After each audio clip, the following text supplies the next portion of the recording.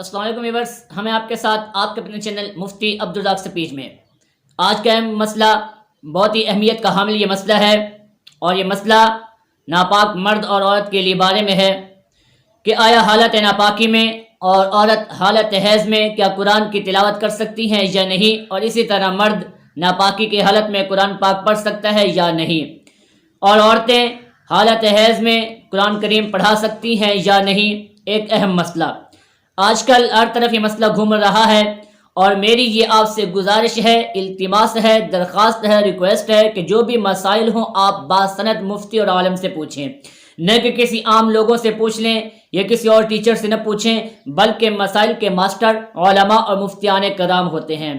کوشش یہ کیجئے کہ مسائل سیکھنے کے لیے آپ کسی اچھے مدرسے کا انتخاب کیجئے اور وہاں سے دارالفتاء سے رابطہ کیجئے کہ جناب یہ مسئلہ ہے، ہمیں حل کر کے دیجئے۔ جیسے ہمیں کوئی بیماری لاحق ہوتی ہے تو چھوٹی چھوٹی بیماری کے لیے ہم اچھے سے اچھے ڈاکٹر کا انتخاب کرتے ہیں۔ بیماری چھوٹی ہوتی ہے لیکن ہم MBBS ڈاکٹر کا انتخاب کرتے ہیں، اس کے پاس جاتے ہیں۔ تو کیوں نہ مسائل میں بھی ہم کسی اچھے علماء سے رابطہ کریں۔ بہت سارے ایسے لوگ ہیں جو مسائل صحیح نہیں بتاتے اور وہ باسند علماء یا مفتی نہیں ہوتے، عوام کو گمراہ کرنے کے لیے بھی لوگ میدان میں آئے ہوئے ہیں۔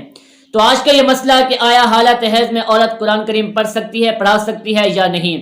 بعض لوگ یہ مسائل بیان کر دیتے ہیں کہ جناب عورت حالت حیض میں دستانے پہن کے قرآن کریم پڑھ سکتی ہے اور قرآن کو چھو سکتی ہے۔ تو آپ کو صحیح مسئلہ بتاتا چلوں کہ عورت کی حالت حیض میں قرآن کریم کی تلاوت کرنا یہ جائز نہیں ہے، اور قرآن کریم کو چھونا یہ بھی جائز نہیں ہے۔ کیوں کہ حالت جنب میں مرد ہو یا عورت ہو وہ قرآن کریم کو نہیں چھو سکتے۔ اللہ رب العزت کا فرمان ہے لا یمسہ الا المطہرون، کہ ناپاک لوگ اس قرآن کو نہیں چھو سکتے، اور حالت حیض میں عورت بھی ناپاک ہوتی ہے تو اس کے لیے بھی یہی حکم ہے کہ وہ قرآن کریم کو نہیں چھو سکتی۔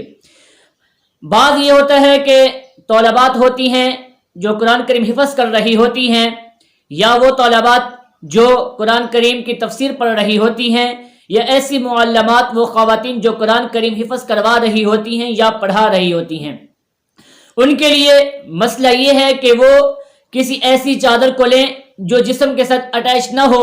لوگ یہ کہتے ہیں کہ جی دستانے پہن کے آپ قرآن کو چھو سکتی ہیں، نہیں، یہ بات غلط ہے، کیونکہ جب آپ دستانے پہنیں گے تو وہ آپ کے جسم کا حصہ بن جائیں گے۔ ہاں کوئی ایسی چادر، کوئی ایسا کپڑا ہو کہ جو آپ کے ساتھ، آپ کے جسم کے ساتھ نہ لگا ہوا ہو، اس سے آپ قرآن کو چھو سکتے ہیں۔ دوسری بات ہے جو پڑھنے اور پڑھانے کی، وہ یہ بات ہے کہ آپ پڑھنے اور پڑھانے کے لیے حالت حیض میں آیات کو توڑ توڑ کے پڑھ سکتی ہیں۔ ایک آیت کو آپ ایک سانس میں پورا نہیں پڑھ سکتی، ہاں آپ ایک آیت کو آدھا آدھا کر کے، یعنی آدھا ٹکڑا ایک آیت کا ایک سانس میں پڑھیں، پھر دوسرا حصہ اس کا دوسرے سانس میں پڑھیں، پھر سانس لے کے تیسرا حصہ پڑھیں۔ اس طریقے سے آپ پڑھ بھی سکتی ہیں اور پڑھا بھی سکتی ہیں۔ پھر آپ کو یہ بتاتا چلوں کہ یہ مسئلہ ان خواتین کے لیے کہ حالت حیض میں آیا قرآن کریم پڑھ سکتی ہیں یا نہیں پڑھ سکتی۔ عبادت کی نیت سے حالت حیض میں آپ قرآن کریم نہیں پڑھ سکتی۔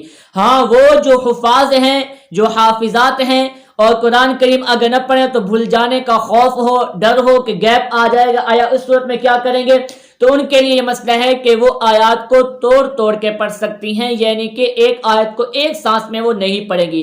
اسی طرح وہی معلمات ہیں کہ وہ بھی آیات کو آدھا آدھا کر کے پڑھائیں گی، نہ کہ ایک سانس میں پورا پڑھائیں گی۔ اور مرد حضرات جو حالت ناپاکی میں ہوتے ہیں، ناپاکی جنوب کی حالت میں، ان کے لیے بھی یہی حکم ہے کہ وہ قرآن کو نہ چھو سکتے ہیں نہ پڑھ سکتے ہیں۔ امید ہے آپ کو یہ مسئلہ سمجھ آ چکا ہوگا، اور پھر انشاءاللہ حاضر ہوں گے آپ کے ساتھ نئے مسائل میں۔ تو دیکھتے رہیے ہمارا یہ چینل، اور آگے بھی لوگوں کی اصلاح کی نیت سے اور نیکی کی نیت سے ہماری ویڈیوز شیئر کریں۔